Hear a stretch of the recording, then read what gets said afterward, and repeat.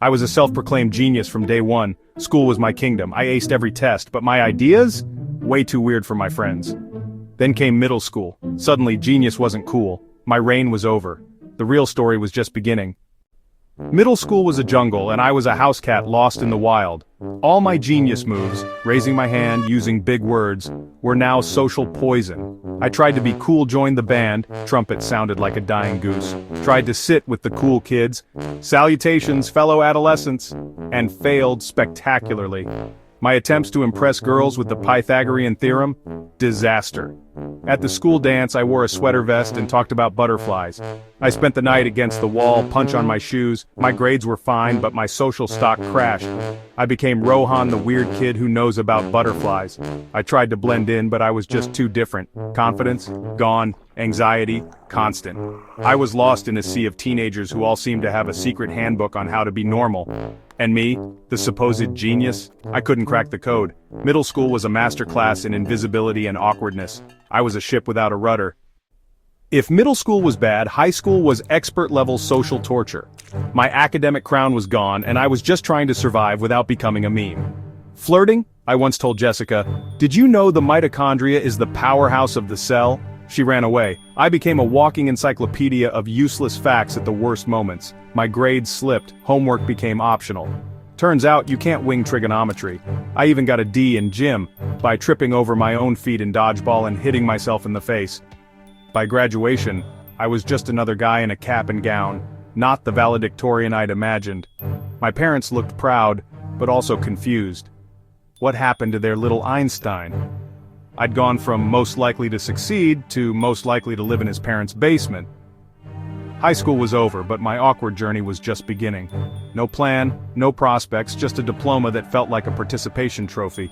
The future, a blank page, and I had no idea what to write. No. So, what does a former genius with zero social skills do after graduation? Not much. I tried college, dropped out, and moved back home.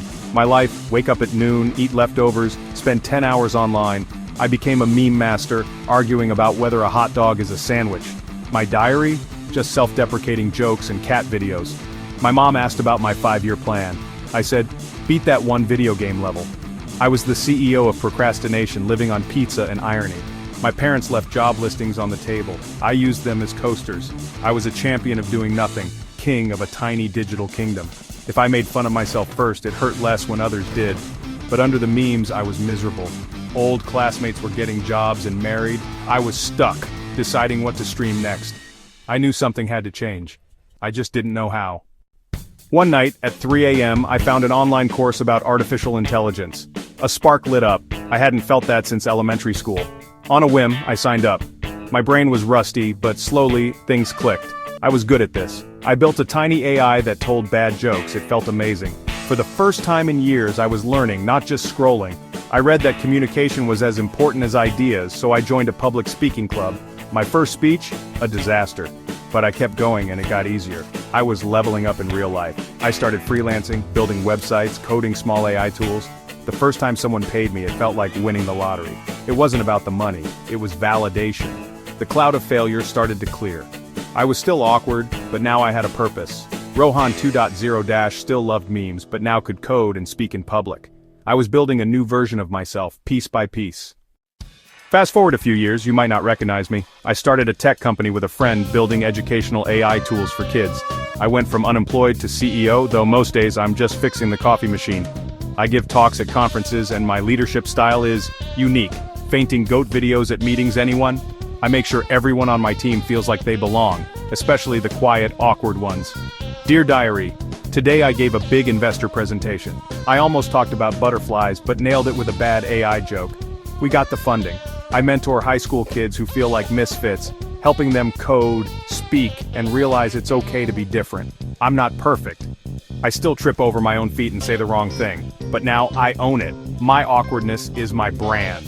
The most important lesson? Your story isn't over just because you're on a weird chapter. Embrace your misfit journey. From Wimpy to wow, it's just getting started, and trust me, you'll want to laugh about it later.